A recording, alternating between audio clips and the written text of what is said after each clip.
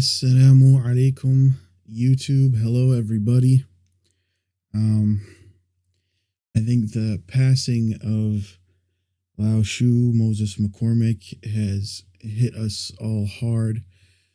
Ever since I made the video about him, I've been getting a lot of messages from you all regarding his legacy. So I have with me tonight the Polyglot Project, the actual hard copy here that Syzygy or Claude Cartaginese edited.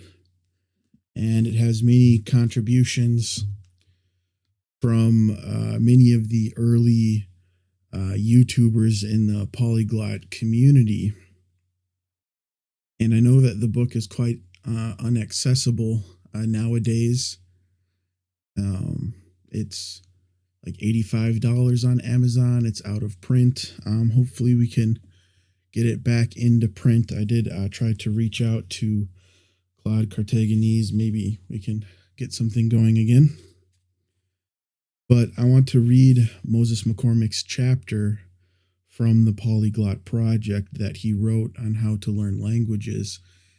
It's autobiographical, and I haven't really read it since this came out.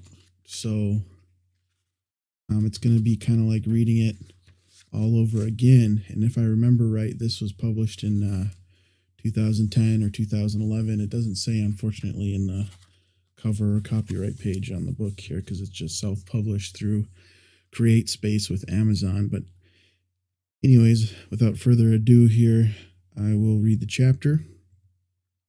Simply starts with Moses McCormick, Laoshu in quotes.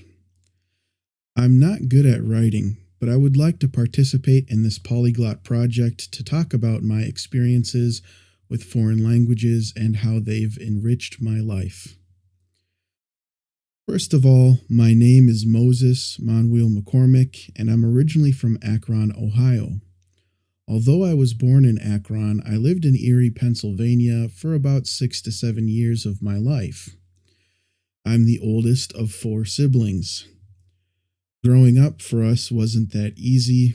We were raised in a broken home by both our father and mother.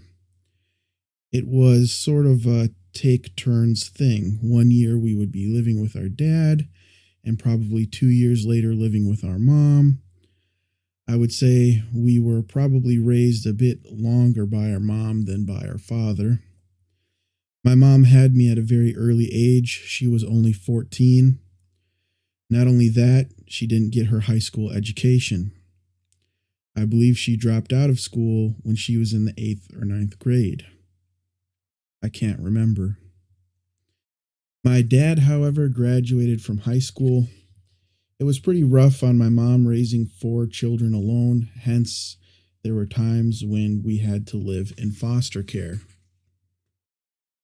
I would say that we were put in foster care a total of 2 times. That was probably the most painful experience in my life because I was separated from my sisters.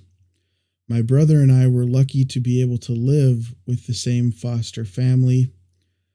Our foster parents were good people. When I was around 13 to 14 and still living in Erie, Pennsylvania, we almost went back to foster care. But my dad drove from Akron, Ohio to Erie, Pennsylvania to pick us up and take us back to Akron to live with him. We lived with him for about 2 years and then moved back with our mom. So like I said, it was a back and forth thing. But while we didn't have the best circumstances growing up, we didn't turn out to be bad children. Around this time was the most significant part of my life because I met a group of friends who were very different from each other. When I say very different, I mean they were into different things that the average person in our neighborhood wouldn't be into. They liked learning new things and always had a positive mind about things in general. This wasn't normal for me. At least coming from the place I came from, I was used to negativity. abuse, and stuff like that. One thing I had in common with these guys was video games.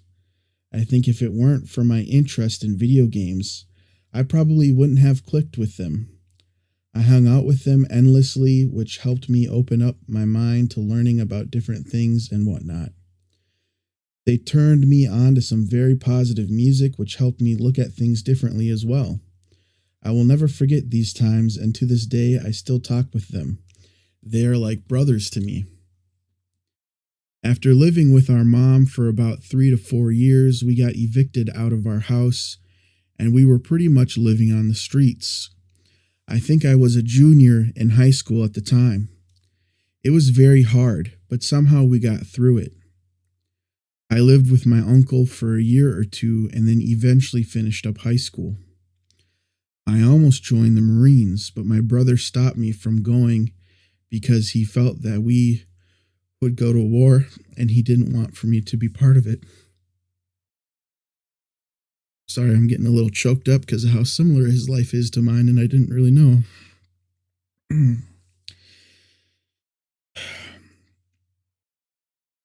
This was in the year 1999. That was around the time when I started learning languages.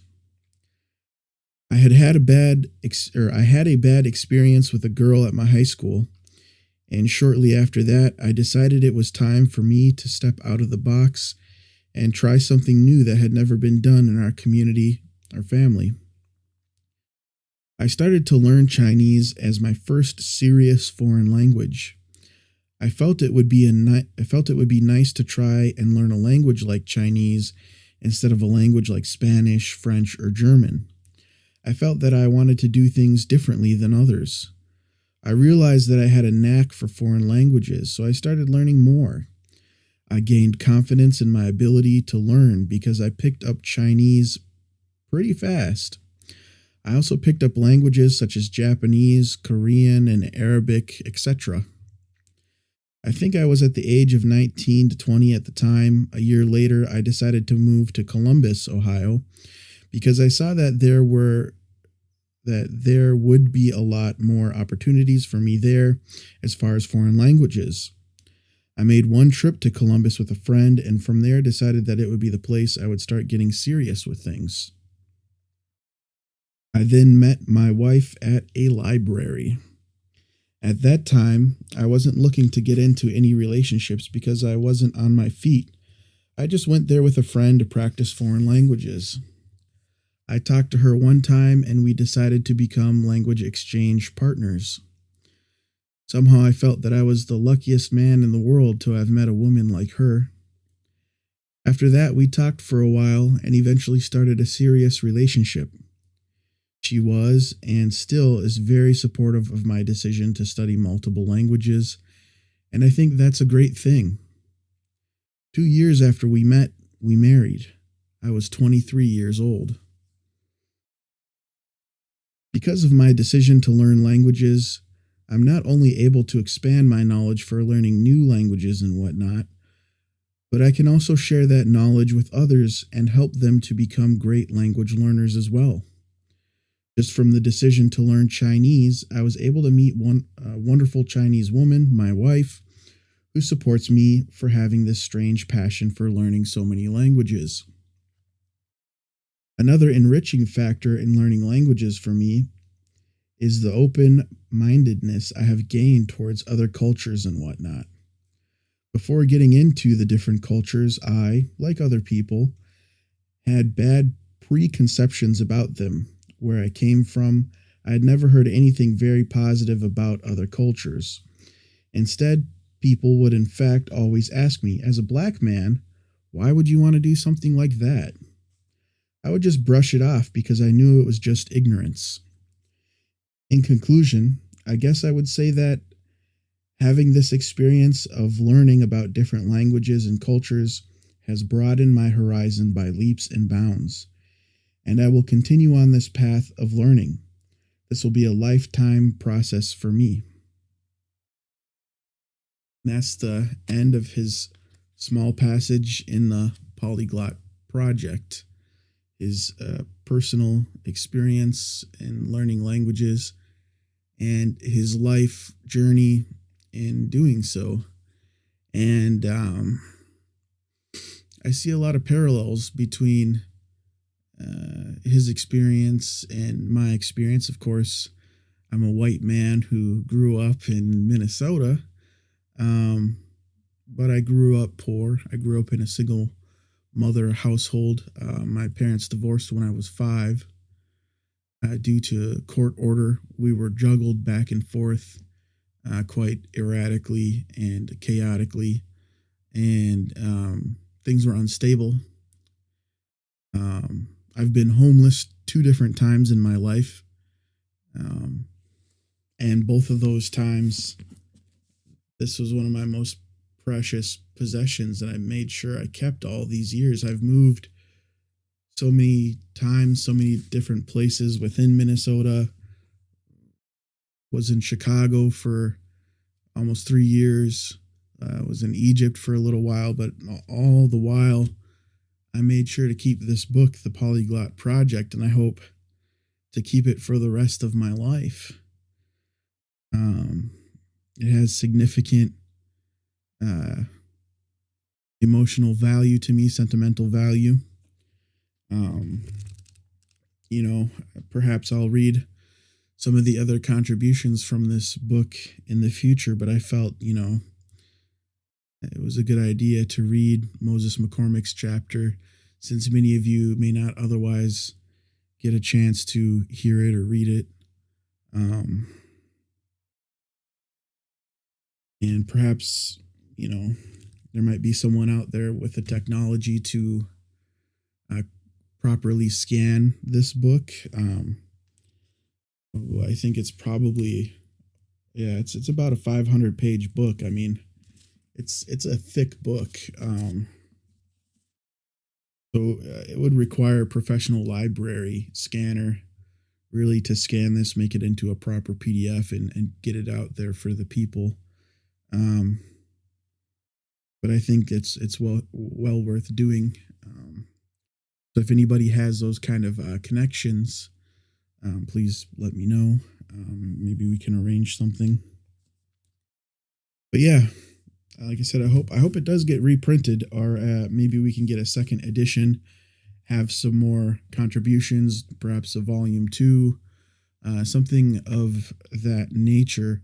I did see some YouTube videos out there of a guy who was trying to kind of republish it as a concise version, but I don't know if anything came to fruition with that. If you guys know anything about that, please let me know. I think I'm just gonna end the video there for tonight. This was really just in memoriam for, Moses McCormick. So I don't want to talk, too much about other things. But it is, there is some interesting parallels. We got married around the same age. I was a little bit younger than him. And I almost became a linguist in the Army. Actually, I don't really talk about it, but that was quite some time ago.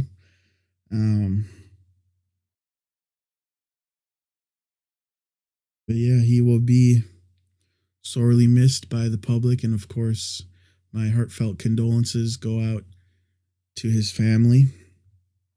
And may he live on eternally through the various things he wrote, all the materials that he wrote for his FLR website, all the videos that he's produced, and may he rest in peace. Rahimahullah rahmatan wasi'atan.